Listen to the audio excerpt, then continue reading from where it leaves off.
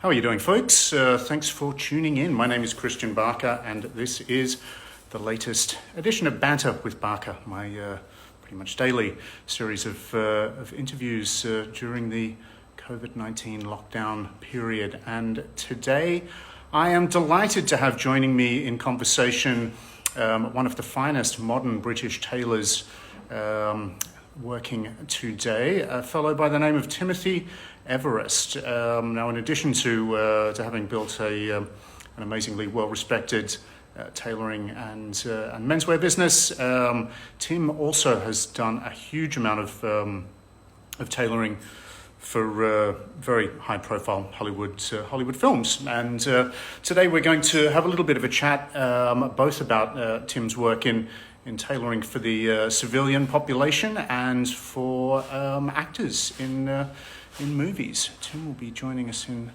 just a moment. I'm just going to send him a message. I know he's... there he is. Mr. Tim, if you just hit that request to join button, we will loop you right in. Here he comes. Sorry, that's my dog Beatrix barking in the background. Hello, Timothy Everest. Hello, how are you? I'm good. It's a great pleasure to be speaking with you. How are you doing? I'm stuck in the loft because my daughter's commandeered the office, so I'm not got the best background today. I apologise. That's all. You kind of look like you're I don't know, in Alice in Wonderland, and you've grown inside the house and you're stuck inside the. Well, I think that's the lockdown kitchen, Christian. Is it? Yes, I think it is. Yeah, look, I've been in exactly the same position. We often end up with my wife doing a Zoom call to somewhere, the children of remote learning, and we're all looking for our little corners of the home. But how have you been doing lately? How has the last few months of sort of isolation been treating you? Well, the first few weeks felt like a science fiction film, didn't it? It was quite peculiar. It was kind of like Groundhog Sunday without all the treats. Yeah. And then I guess we slowly got into it. Zoom was quite fun to start with, and then it became a bit tedious. I think we're all craving seeing each other, which has started to happen a little bit. And we sort of settled in. I mean, we've been working through lockdown. We've been seeing a few clients, and we just moved location. So we moved to Chiltern Street, which is rather lovely. So we've been settling that up. So we've been working properly the last 2-3 weeks, which is not easy, but there's a little bit of activity.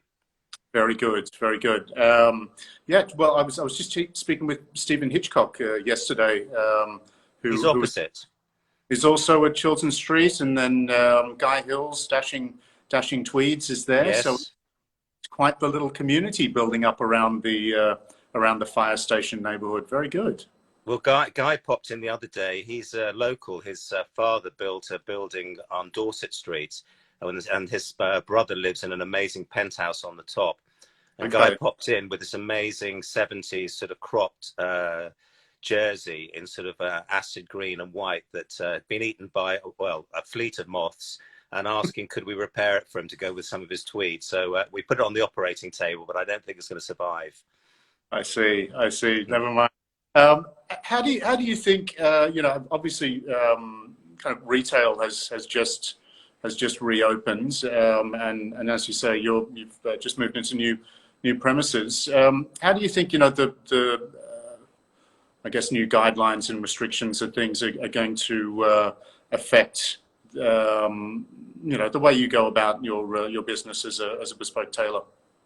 Well, I think initially we were very concerned that, the 2-meter rule, which I believe is 1 meter at the moment. I mean, we've got hand sanitizers, masks, disinfectants, all the sort of stuffs that we should use. But the interesting thing is most people, not most, but some turn up with a mask. And then when they come in, they say, can they take it off? So I think we've found that there's a natural social distancing. You just don't stand close to each other.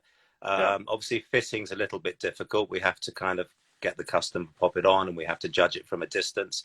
But I think a lot of people are a little bit more flexible than we probably thought. But I guess it's really down to each customer. I think it's a case of hoping that we're all healthy and that we can look after people the best we can. But it is a little bit difficult, but most people are a little bit more relaxed than I anticipated. And for those who are watching this now live or viewing it back on the recording, how do you describe what you're doing with MBE, and what your offering is, or your house style? Well, we were exploring with my previous business, Timothy Everest Bespoke Casual, which we started over a decade ago. We've been based in the city for, well, it would have been 30 years last year. And we started off with the new bespoke movement, as you know, which was kind of questioning what British tailoring was about and looking to what was happening abroad, the likes of Armani, Comme des Garçons, so on. They were looking at tailoring in an interesting way, Prada. And no one was looking at British tailoring in a cool way. So our benchmark was looking at kind of cool tailoring. We're inspired by, at that time, many years ago, films like the Thomas Crown Affair and looking at kind of like neat tailoring. People who were subverting tradition. I think Tommy Crown's a great example of that. Someone who had the Rolls Royce, the French girlfriend, but was bored, so he'd rob banks, but he had Doug Hayward suits. And as this decades have progressed, at least certainly the last 10 years, we noticed that the wardrobe was changing. The area we're in was becoming very tech orientated, a lot of artists in the area. We had a lot of the people in the city who didn't really need to wear a suit. So we had to really start questioning that. So MBE basically made by everybody. The idea is individuality, which is really what bespoke is about. I used to get very frustrated, Christian, when I first started. People would ask me, what's your look? And I'd say, oh, this season we were looking at this movie, it's just a neat cut or whatever. But I'd say, what's your look? And they'd go, what do you mean? I said, what's your look? And they would say, well, I'm wearing Paul Smith, something like that. So we're all different ages, different sizes. And I've always, from the very beginning, felt that tailoring was something that suited me. I didn't want to be anybody else. I wanted to be myself, and I could fit into having things made. So MBE is really an evolution of that. And then also the other thing is with production now, we can do short runs. So we're doing some very casual pieces. So a friend of mine who's CEO and founder of, say, Rafa Cycling, we're doing some very interesting cycling blazers. They're not really blazers. They're basically blue, but they're zipped through, Ventile. We've done one with the London Cloth House where we've mixed a Shetland tweed with Japanese denim and things like that. But we can make those, we cut those by hand, we cut the pattern, but then we send it to the factory to be machined and then it comes back for hand finishing. So we've looked at different ways of putting this together. So to answer your question, a very long-winded answer, MB style is very much about casual elegance, and that's what we're exploring at the moment. Yeah. You know, whenever one reads about the suit is dead, and then inevitably 6 months later, one reads in the same magazine the story that the suit is back. But whenever one reads about, you know, the suit is dead, and then, you know, what this spells for traditional tailoring, I'm always taking pains to remind people that, you know, going to a tailor is not simply about walking in there and having a three-piece pinstripe, you know, banker's sort of suit made. You know, you guys can do clothing that, and always have made clothing that catered to a gentleman's, you know, every aspect of his life, whether that was going to the theatre and dinner, whether that was going and, you know, doing sport in the countryside, or, you know, playing cricket or whatever it may be, and as well as the business wear. And I think that's still absolutely true today, except that, you know, it's just different sports and different pursuits. So where it once was shooting in the countryside or playing cricket, now it might be, as you say, cycling or, you know, golfing or something of that nature. And I guess, you know, people need to open their minds about bespoke a little bit more, don't they?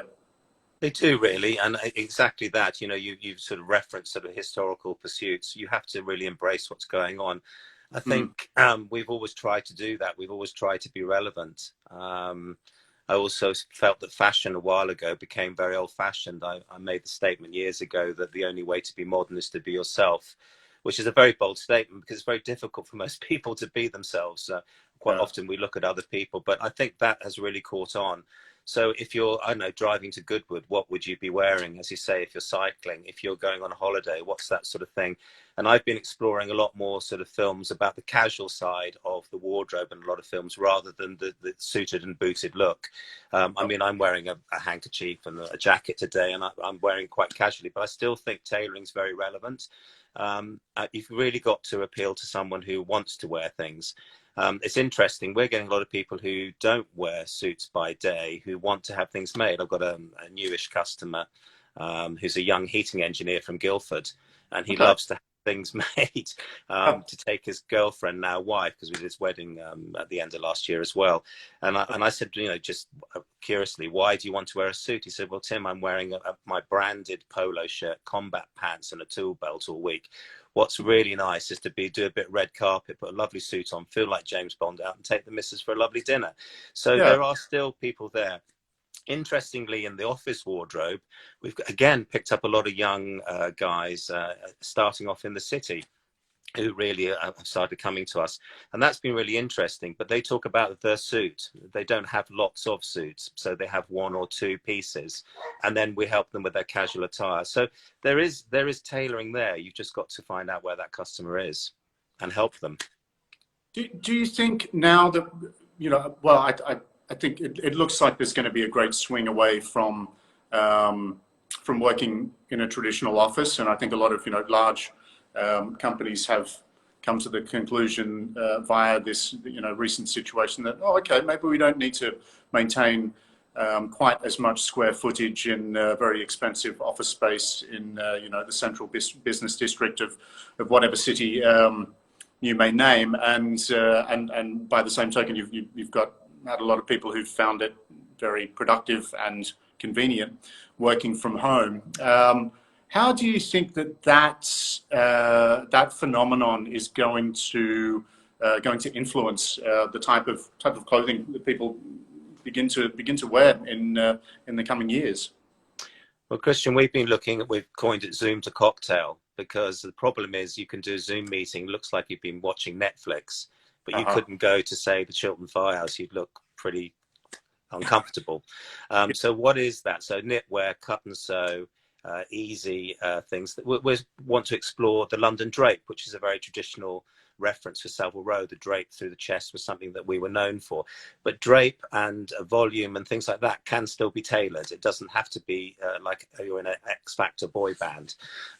So those are things. So I think we're going to find people are going to be more casual. As I said, casual but elegant, I think, is a very good way of looking at it. And then the other thing from a business, we've probably got to take the business to the customer. I've spoken to a few of them who don't need to come to London now, maybe once a month, twice a month, because their offices have been disbanded. So we're going to have to take the shop to them. And that's a quite fun thing. We can walk them around what we're doing. We can show them what we're putting together for them. We can send the clothes to them. They can try them on and they can send them back. So you've just got to adapt to it, really. But I definitely think that comfort factor, which has been around for a while, is going to be more and more. But I do think there's always a reaction to these things, Christian. I do think some people will want to dress up, not all the time, but I think they will, because we've been so casual. I need a haircut, those sort of things. I think people will sort of at a certain moment in time want to look a little bit sharper, but not all the time. Yeah, there's. Sorry, I'm moving my camera. It could really go either way, couldn't it? The Yeah. people more used to schlepping around in their tracksuit bottoms and baggy t-shirts and unwilling to tolerate anything. But to the other side of it, where I've often said, if you look back to the last time the world was in a situation like this, which was the Spanish flu, which then led into the Roaring Twenties, when people were seriously dressed up to the nines, and that whole jazz age really beautifully turned out. So hopefully that's what we're in for with the 2020s as well. Well, I think the other thing, Christian, hopefully we'll see a bit of colour and pattern. I think people might want to be a little bit more flamboyant in the way. Having said that, there will be a new conservatism, to contradict myself. Mm-hmm. When jobs are difficult and so on, people do become a little bit more conservative. The Japanese, apparently, they say to me, when times are tough, they dress British because it's conservative, and when times are a little bit more buoyant, they wear Italian. Yep. That's what my friends say. I don't know if that's true, but we'll see. That's very cool. Yeah, I like the sounds of that. Now, you have done a hell of a lot of work with film. I believe you did some of the stuff for the latest James Bond film. Was that correct? Yeah, that's my previous company. I started off in film. I got a phone call. It was Mission Impossible, the original one. Yeah. And I was definitely the fall guy because it was the first film, I believe, that Tom Cruise with Brian De Palma had produced. In other words, put money into the film. And Tom had worked out, and I think it was either Donna Karan or DKNY or Prada had provided the clothes and the suits particularly, and they didn't fit. They were twisting on the shoulder on him. And I got a phone call to come in because I was apparently this hotshot tailor who was in Vanity Fair, and big for my boots. I'm joking. So I go along to meet them, and it was quite fun. We got on with Tom very quickly. We managed to dress him, and that was, and it worked out. And they were very happy, and we ended up doing a few movies. And that's the legacy that the old company has. That they've done a few more after that, but that led to Eyes Wide Shut with Stanley Kubrick, which was phenomenal. I remember going up to St Albans and working with Stanley and fitting Tom and Nicole in the Victorian bathroom over the sink and the mirror. I mean, it was quite surreal. Outside Stanley's office, and I remember that was quite bizarre because I saw a documentary many years about him, but many years ago, which explained his office. Because I looked at his office, it was just full of like paper clips and hole punchers and really cheap sort of like fiber boards covered in sort of fake timber sort of veneers and things. And the documentary I watched some years ago, his favorite shop, which is a stationery shop over here, was called Ryman's, and they sell very sort of pedestrian kind of office stuff, but that was his favorite thing. So that led to a lot of movies really. Before I'd started my business, I did styling for about 2.5, 3 years. I'd left where I was employed next to where we are now, bizarrely, 34 years later, next to where I used to work. I knew a lot of the people working on wardrobe, so I did a lot of styling for companies like Ridley Scott Associates. So a lot of people probably don't know or do know that Ridley Scott and a lot of the people who got into movies were from an advertising background. So I worked on a lot of the commercials, and then I did a lot. MTV was taking off, so I did a lot with George Michael and people like that, just addressing them. So I had a sort of background in that, so I kind of roughly knew how it works. So when they called me, it wasn't such an alien world for me.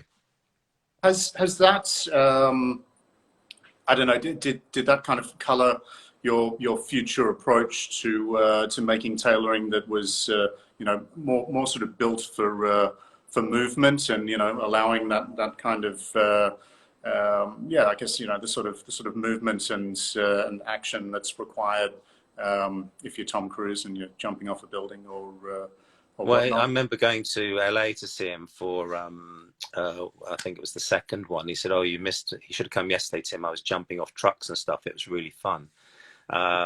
Yeah, you do. I mean, that first movie, I think Eurostar, they were using, there was a scene with John Voight.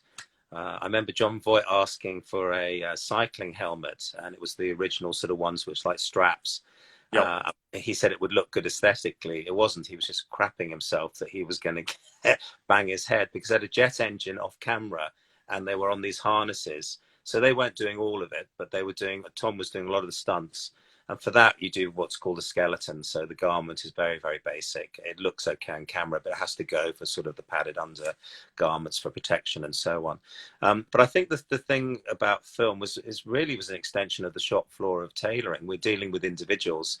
And I think one of the things that we were called into is that we did have a good rapport, hopefully with our customers, but good rapport with the actors. And quite often they're looking for their character. And in one of the Bond films, we were dressing somebody, and my colleague referenced Prince Charles and about putting his hand in his pocket, and the actor picked up on that. So quite often you're trying to work through, and then also wardrobe might have, doesn't normally get the best sort of rap with the actors. So sometimes they bring a third party in just to basically say that's what you should put together. But yeah, it's a kind of extension of what we do. It's just trying to make them feel comfortable and understand who they want to be. So rather than just making a blue pinstripe suit, it's really understanding the character. And just lastly, I was never very academic. I guess I'm visually literate, so movies and things like that were very important to me. So I've always referenced icons and things like that. So stepping into a movie was familiar in that sense to me. And you were mentioning Thomas Crown Affair being Yeah. a big influence, and one of the first times you and I worked together was when you and the lovely Stacey Cotter, who that you were working with at the time styled that amazing Get Carter shoot for the Rake magazine, which one of my all-time favorites going back in the day. But you know what are some of the other films? I think in our sort of preamble to this interview, you were mentioning that you've been kind of revisiting for inspiration or for taking notes from movies such as American Gigolo. Um, Yeah. what have you been referring to lately? Well, I've always referenced the classics like Get Carter were used actually for Superdry. That was the bank robber, was the theme for that. And performance was Country Rebel, which was Mick Jagger and so on. And then, they become a bit cliched, but still relevant. The Thomas Crown Affair, the Italian Job, those are all things that I looked at in my sort of teenage years.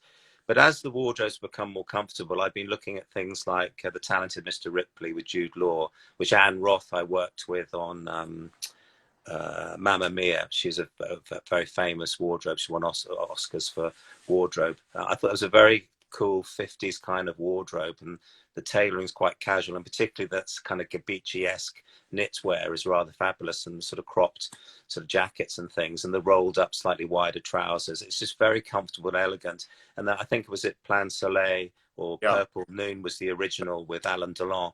And Alain Delon, we did a Riviera Nights Zoom thing the other week, and we referenced the Saint-Tropez and things, and that kind of very casual sort of jet set kind of look was really good. And then American Gigolo, I've been looking at actually for a couple of years. I think it's interesting. I think one of the magazines just had a big feature because it's 40 years old. But that very early Armani is very, very interesting to me at the moment. And partly where we've moved our business, the company there was one of the first to stock Armani, CP, Stone Island, so on. And what was interesting to me, Armani, to me, was that deconstructed matinee idol. He was kind of looking at those very elegant sort of movies, I thought, and that's my interpretation, but his color level and the fabrics were very, very modern. That's a lovely scene, which we're going to do an interesting promotion for September. But there's that fabulous scene where he's laying out his clothes and he's taking out his lovely small collared, drop pocket sort of gigolo shirts, I call them. And there's long jackets and the sort of greys and the tans and the sort of blues and the knitted ties. He lays it all out, deciding what he's going to do, what he's going to wear to impress the woman he's being paid to see that night. And I think that, again, to me, that sums up casual elegance. So I think there's clues in movies like that of how one might dress. Not literally like that, because if you look at the length of the jackets, I mean, they're probably about 3 inches longer than people wear now, but there's a comfort and elegance there. Yeah, I don't mind a slightly longer jacket sometimes, but look, I agree with you that that particular scene is one of the greatest sort of celebrations of male sartorial elegance ever to be committed to celluloid. Great fun. It's just great, and the music is fantastic. The other one a few years later, I thought was 9.5 Weeks with Mickey Rourke and Kim Basinger. That's a bit more punk, I guess. But yeah, I think there's that scene where he's got the wardrobe, and I like to say, I might be wrong, but there was just all the same grey. I think it was Comme des Garçons, just grey suits. So anyway, grey suits there. That if you've got one thing you like, just have several of them. I remember going to Burt Bacharach's house down in the Palisades in Los Angeles when we were working on the Oscars, and all he had in his wardrobe was white button-down shirts and washed blue jeans, and then there was a tuxedo, I think a check jacket, and maybe an outerwear piece. But just it was amazing. It was just this whole row of white shirts and jeans. Anyway, do you have? I'm definitely heading in that direction myself. I mean, for this series of interviews, I think you're number 32 or 33, and always the bridesmaid, never the bride. Oh, come on! I've been trying to mix it up and do the unexpected, but yeah, virtually every one of them I've kind of worn a blue jacket and a white shirt. I think there was only once when I deviated and threw on some seersucker jacket and a pink shirt, but it has brought into stark relief to me that exactly how many very, very similar garments I have. But when you find what works for you, it's stick with it, right? Do you find that many of your Your Yes, so clients and customers are like that. That they, once they've reached a certain age and they know what they like and what works for them, they just stick with that. yeah, I think as you know, we go through our sort of the late teens, early 20s, making a lot of mistakes, and you start to get to know what you like, and then I guess our job, like a lot of our contemporaries, is to try and help people find their own style, and we latched onto that in the very very early days. Where I worked with my previous boss, he was great at. We never had our own collection, although that's I think was a mistake not to do that. But he was very clever at thinking of a group of people and he would categorize them. And when we went out buying, we'd buy the collections. It used to drive the brands mad because we might just buy their shirts or their knitwear, but we'd buy some serious volume. Was to try and actually create looks for people, and even through ready to wear, it was about creating individuality, which I keep banging on about. And yes, you do get to a certain age, and you do learn, find your style. I'm still yet to find that because I keep get very confused, but I like doing that with other people. And another thing someone said to me, you must have a huge wardrobe of clothes. I actually don't have many clothes, but I have a huge wardrobe, but quite often the idea ends up on somebody else's back. So I think, Right. it'd be really nice to do a drawstring pleated pant or something. I'd love that. And then I've just gone and made 6 pairs for somebody and I haven't got a pair yet. So I'll be on to the next thing. So yeah, they do find that. And what's been interesting with some of the younger customers in their mid to late 20s, which is quite early to get into bespoke and things and made to measure, is it's quite exciting. It reminds me of some of the customers you had at the very beginning. They're starting their career. They were looking for a point of difference. It'd be interesting to see how they consume now post pandemic, because I was trying to work out why this sort of 20-something was a little bit more adventurous than the 30-something. And I thought, well, probably because they grew up later. They didn't grow up in, say, 2008, 2009 when there was a crash. So the generation before possibly was more risk adverse. And the current, the younger ones, they haven't seen that. So it'd be interesting to see, because I was getting quite excited. They were being a little bit more ambitious. They were just thinking, what could they put together that just gives them an edge? Their boss notices. And they're, like most of my customers, they're successful or potentially successful. And it was nice to see a younger generation coming on like that.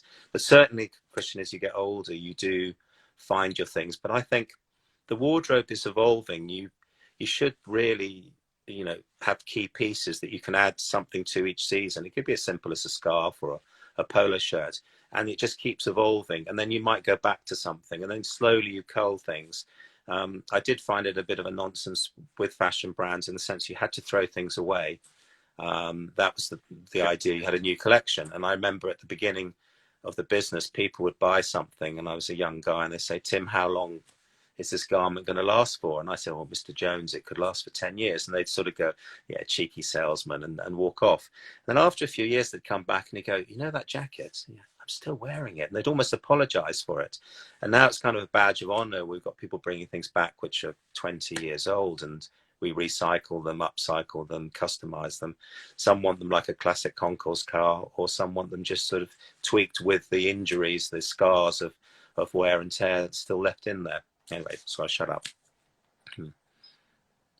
We were just talking about all of those cycles, like the early Armani stuff, which is very distinctive, and I don't want to say dated, but you can look at it and you immediately know what era it comes from, and I think the same could be said of a lot of that the type of costuming or garments that were worn in Talented Mr. Ripley as well, very much of their time. So how do you, as a haberdasher, as an outfitter, as a tailor, ensure that a garment, it can have those flourishes and it can reference specific periods or specific moments in style, but at the same time has that longevity that you were just talking about? I think I've never really been interested in recreating something, say, from 1980 or 1968, literally, because that was then. We're in 2020. So I think it's just really the inspiration. So again, going back to American Gigolo, it's kind of the attitude. There's that fabulous picture of him and Lauren Hutton just sitting on the sofa. It's just their very relaxed, but they look extremely elegant. So it's the spirit of that I'm interested in. And then it's probably some of the color levels that they were using, and not particularly the cut of the garments, although that shirt is still, I think, very sexy. It's really being inspired by it, because if you copy it, then it becomes fancy dress, it becomes period. You might as well be going to an American Gigolo party. It's not really about that. It's just looking at those things. And I think fashion's a funny thing, because as I said earlier, fashion is a little bit old-fashioned. Of course, there are trends. It's a bit like music, I guess. Every note has been played in every kind of way. So it's kind of, how do you mix it up? And some of the best things have already been done, but how do you reinterpret them? And I think when we've worked with Rake in the past and other people, they say, can you name your icons? And if you know from Rake magazine, most of the icons are no longer around that have been written about. There are some contemporary ones, but not as many as there used to be. So I guess that's why we're inspired by the past to take it to the future. Certainly, certainly. Just hopping back to you were just talking about how you're getting a lot of younger customers. There has really been, and saying that it's partly down to them not having suffered through 2008 or the many previous recessions that more august gentlemen such as ourselves might have survived.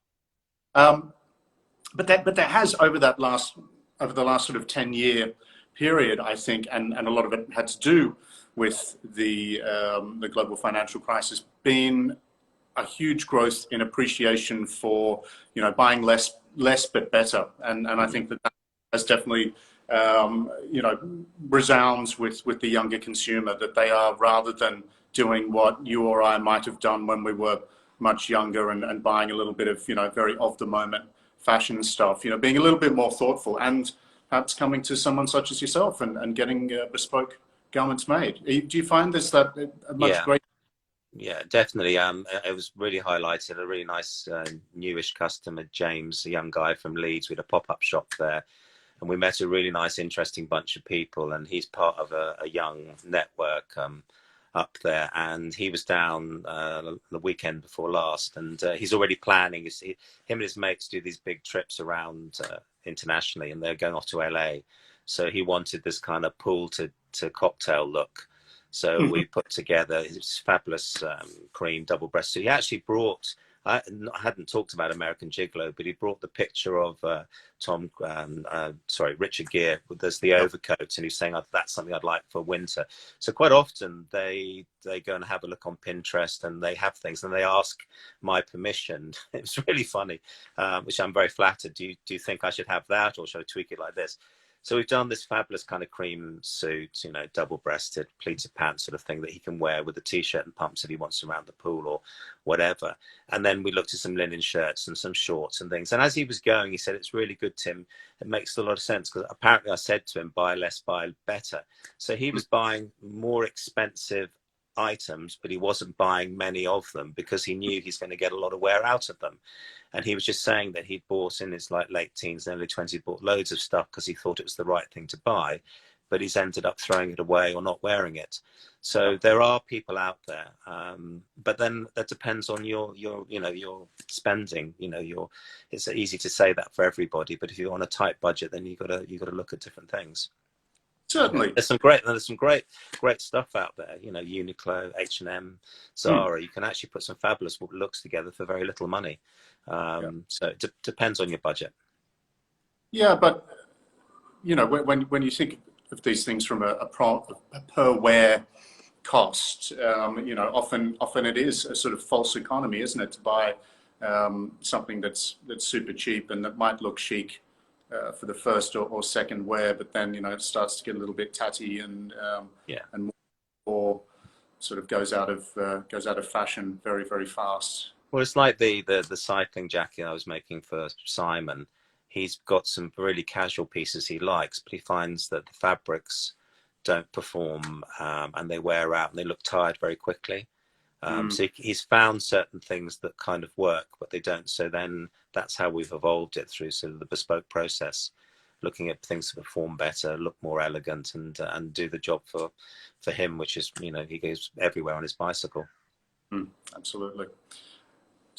speaking of young people and their greater appreciation for artisanal goods and things these days, and it's almost becoming kind of a cliche for the young hipster to be into handmade artisanal goods and to, you know, perhaps go into one of the many crafty businesses. Are you finding that a lot of younger people, guys and girls, are gravitating to coming into the trade and are, you know, seeking you out for apprenticeships and that sort of thing? I know, you know, as you started out answering an ad for Boy Wanted for Tommy Nutter, and well, not literally Boy Wanted on Savile Row, but I think that probably would have been a better in his case. Yeah, well, I didn't know I was letting myself in for, but it was a fantastic time. Yes, I think there's a lot of people interested. We, some years ago, were doing something with Newham, which is training a lot of people for tailoring, and that course was oversubscribed by 2.5 times. So it showed there's a lot of people who wanted to learn how to make things. I think the question is, we've got to work out what people would consume that we can make, which is not just bespoke suits. So they, at that time, were training a lot of people for Savile Row. And as you know, a lot of the houses have different ways of doing things, different styles, and they're not going to be employing hundreds of people. So I think that's a big question. I see it in the factories at the moment, particularly people we work with in North London and Scotland, up in Yorkshire. There is a return to making back in the UK. So not just bespoke, but making products in the UK is becoming very relevant again. And I think most countries are going to look more nationally to what they produce. With the post-pandemic, I think there's going to be a reaction to certainly certain countries that they don't want to have products from. We've already got people being very specific. In fact, I've got a guy I've got to see at midday today who only wants things made in the UK. So he's coming in. We're making these workwear trousers and little chore jackets and things. He wants this kind of hybrid that we do for him. But he's very, very clear it has to be made in the UK. Doesn't want anything from Europe. Doesn't want anything from Asia. There is a reaction to that. But definitely a lot of people are interested in the trade. It'd be interesting to see how many are interested in bespoke and what bespoke looks like in the next few years.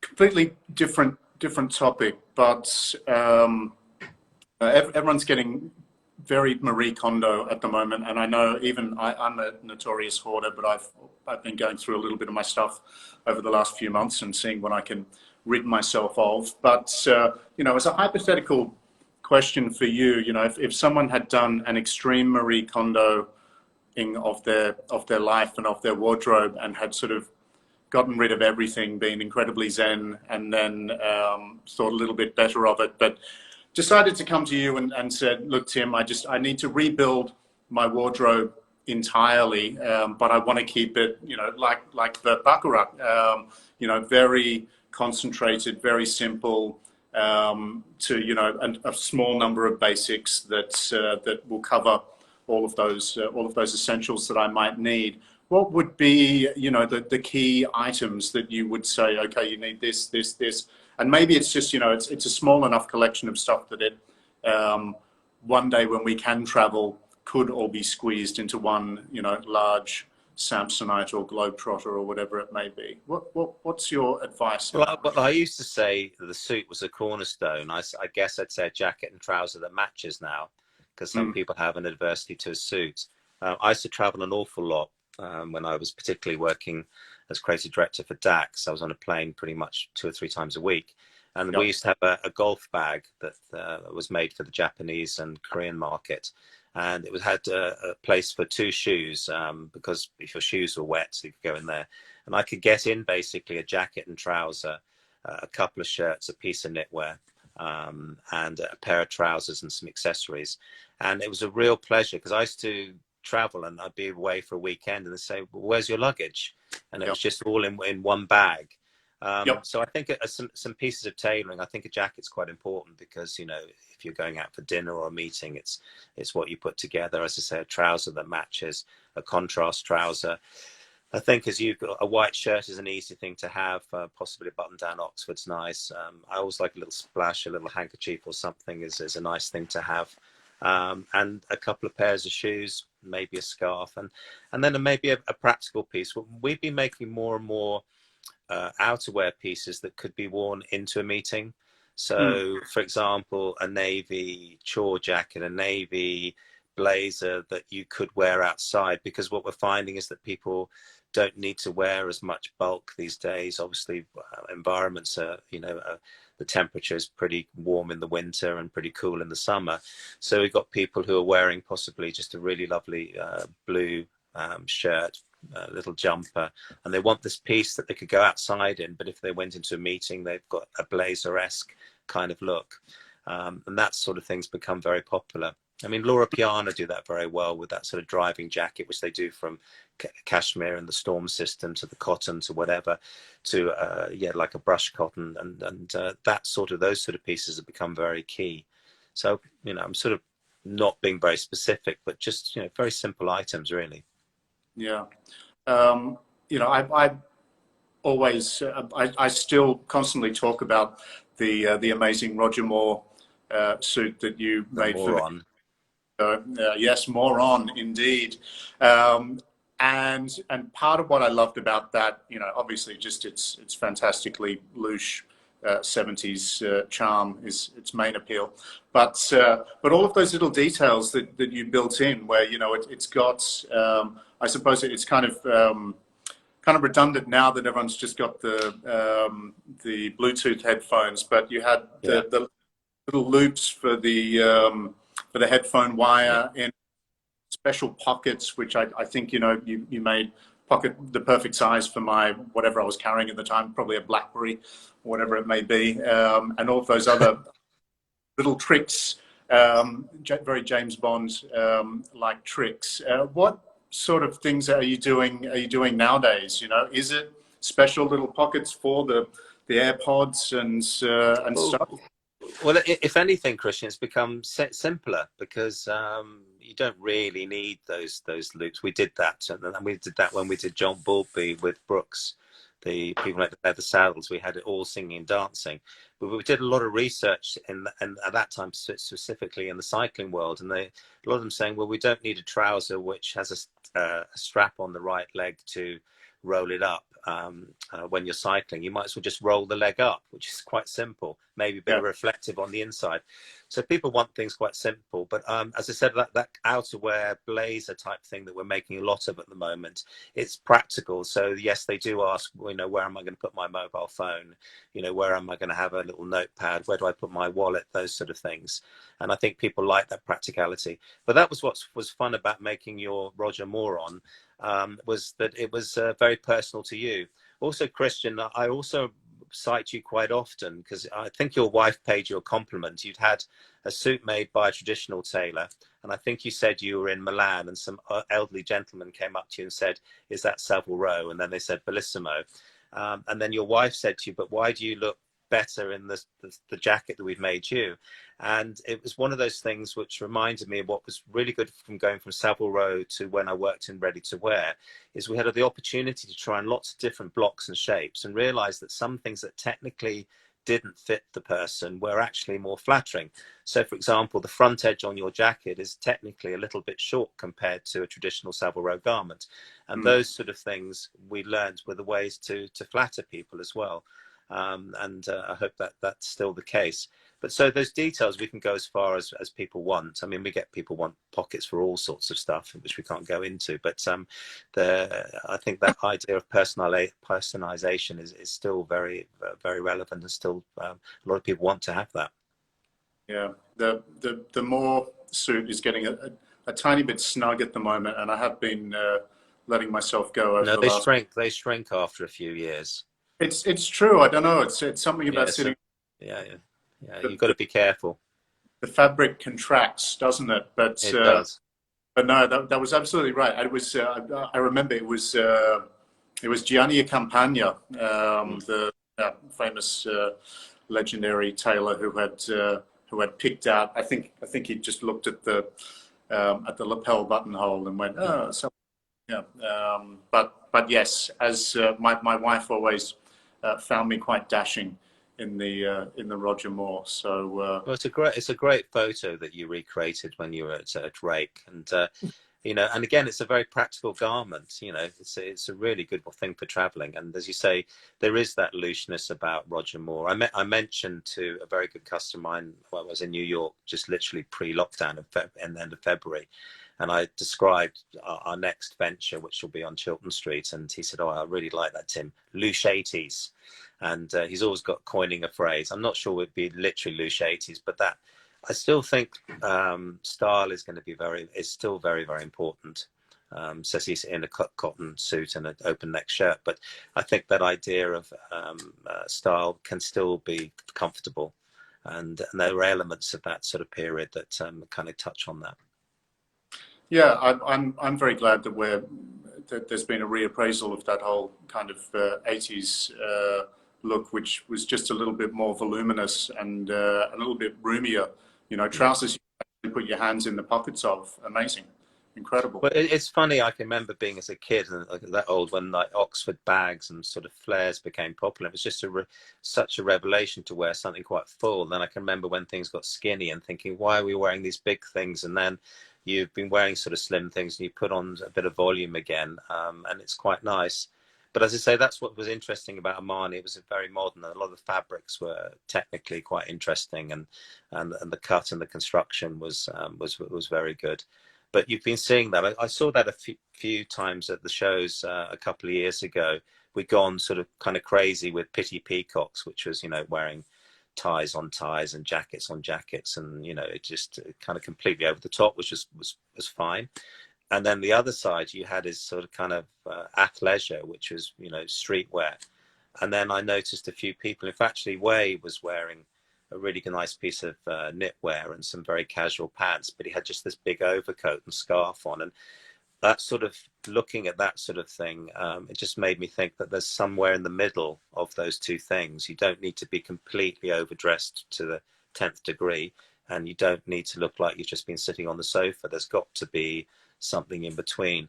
And we did a really nice project with Gabriella Hurst a few years ago when we worked on the tailoring, and both of us were very fascinated with that jet set we were looking at 68 to 1972. So Anassis's yacht, you know, Christina O, I think it was, the yacht, and who was on there. And you obviously he was extremely elegant sitting on his, I can't say whale something, leather seats in his sort of evening attire, white jacket or whatever. But you'd have, you know, sorry? It was whale scrotum. I think it's we can say penis. Was it? Or was it foreskin? I think, Yes, or something. no, you're right. You're right. I was just watching a documentary recently. So he had someone like I can't remember, Rita Hayworth on board, and he said, "Do you know what you're sitting on? You're sitting on the biggest, whatever." So he'd like that. But what was interesting is if you look at sort of Richard Burton and Elizabeth Taylor on there, he's very dishevelled. But if you look at the rock stars, you know, the Mick Jaggers and the Rod Stewarts, and with Britt Eklund at the time, traveling around, they were very, very casual, but there was an elegance about what they wore. And interestingly, tailoring was in their wardrobe somewhere, but they wore it in a very different way. And when we were working together, we were quite fascinated about that. I was down in Porticiervo doing a project with one of the car companies, and the hotel we stayed in was so 1970s. The pool area, the design of it, and then also the display cabinets and things. You know, the way they merchandise the printed scarves and the sort of shift dresses and things. That I almost expect to see Roger Moore in his safari jacket at the top, sort of looking over approvingly. So that again, I'm being nostalgic, but there are again clues to how we might dress going forward. Yeah. Yeah, speaking of rock stars in tailoring, one sort of, you know, always goes back to that classic image of all of the Beatles bar George Harrison strolling across Abbey Road, all in Tommy Nutter, up by Edward Sexton, where of course, you know, you cut your teeth working with those two gentlemen.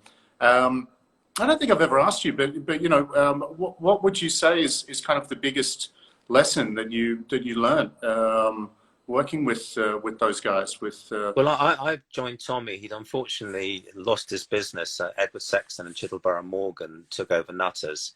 And then Tommy went over to start Tommy Nutter Promotions at Kilgar, French and Stanbury, incorporating Bernard Wetherell, who became the uh Speaker of the House of Commons and did outerwear. And then Tommy was backed by a guy called Alan Lewis from Manchester who'd bought Saltaire, which is where that Hockney Museum is. And it was a guy who'd learned to spin alpaca, I think it was. It wasn't mohair. And they built a whole town around it. Anyhow, the guy had the idea very early on of having a creative director. And he picked up on Tommy. So I went there, as you said, I answered an advert boy wanted on Savile Row in the Evening Standard. I would come up from Wales to the nightclubs. I'd been to, I don't know, Blitz or Barracudas or Club for Heroes or something. And peer pressure group, two mates had moved up. And I answered a couple of adverts. One was for Bonsack bathroom fittings in Mount Street, because I'd sold brass ornaments and lights for over 3 months in my first job.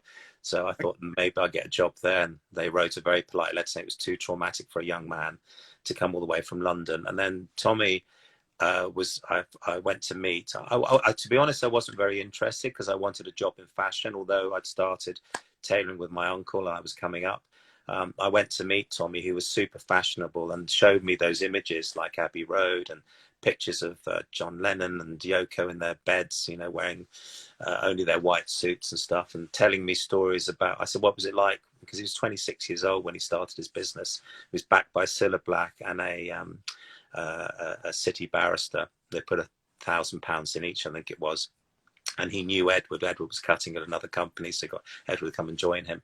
And he said it was crazy. He said, I'm just a boy from Neaston. I come to work. And we had shop windows, which all the other people didn't have. They'd have like a modesty curtain. And he was opposite basically where Huntsman is. And he said he came in one day and John and Yoko were standing naked in the shop waiting for their fitting. And I said, what was that like? He said, oh, why me? He said, I'm only from Neaston. He said, I nearly went home to my mum. And then he tells you lovely stories where he'd get a phone call because Apple Studios were based opposite where I think Joseph is next to Geeves and Hawkes at the moment, and they'd call him over because Tommy used to do the fan magazines. He used to do it in biro, in red and blue biro, so it was kind of like brick colours. So he'd do illustrations and things for them, and they would call him over, and he was actually Cilla Black told the story at his memorial, and he was called over and they sat him down with a cup of tea and played Hey Jude and said, what did he think? And he jokingly said it's a load of rubbish, and it became very successful. But Yeah. it was a very good time. I think you asked what did I learn there. The thing that Tommy was very good was subverting tradition, which really stuck with me. I didn't go to university, so he taught me the difference between Art Deco, Art Nouveau, all those sort of things. He was a very generous man and a great mate, and there was a big gang of us, and he introduced me to his entourage, and it was incredible. I'd gone from a little sort of tailoring business to like the Premiership, and I was very lucky to get to go to socially to a lot of amazing events and parties, and he was very, very good at putting things together, particularly mixing pattern, and very good with colour, things that shouldn't go together. He would always say that, you'd see these English gentlemen, and the sum, each individual thing shouldn't go together, but the sum of the total parts, they've got that eccentricity and that sort of individuality. So he was very, very good at that. Excellent. Well, Instagram cuts us off after 60 minutes, so we're reaching the end of our time together, I'm afraid, Tim. If anyone who's thankfully for your listeners. No. I'm sure you're dishing up absolute nuggets of gold and some fascinating little stories. But if anyone who's watching right now does have any questions for Mr. Timothy Everest MBE, please do send those over as comments. But look, I'm looking forward to making it back to London, not least to have a couple of apparently shrunken suits slightly expanded to accommodate my greater stature as a human being now. But yeah, look, can't wait to catch up with you again in person, Tim. It's been far too long between drinks. Yes, well, come over. We've just yesterday actually put the furniture. We created a lounge at number 7 Chiltern Street, which is quite fun. So we've always talked about the naughty boys room. It isn't, but there's a great space to hang out now below the shop. So by the time you come, we'll have done the rest of the shop as well. But it's a lovely neighbourhood. We're still keeping a cutting board and a fitting room at number 1 Fashion Street, which we've got in Spitalfields. But I think being in the West End is going to be quite important for us at the moment. Yeah, certainly. Yeah. But thanks for your fabulous questions, and thanks for listening to the ramblings of a mad tailor, I guess. I don't think my questions are that fabulous. I just try to make these things a little bit of a banter and see what comes out of it. But yeah, you and I go way back now, I think we can safely say, Tim. So yeah, no, it's always a real treat chatting with you, and thank you so much for. Thanks for asking me, and apologies for my lack of technological skills. Anyway, with my phone. Don't be silly. Not at all. Not at all. Well, we'll let you get out of the attic and go and make yourself a nice morning coffee. And I'm going to nip off and shake up the evening's first martini. Shaken, not stirred. Exactly. Well, all shaken and stirred. In your moron. Any way you want it. Any way you want it. All right, Okay. Tim. Great to speak with you, my friend. And yeah, I'll look forward to catching up. Once the world is liberated, we can get back on planes. Yes, I look forward to it. Thank you so much for including me. Bye. Thanks everyone for watching. Take care.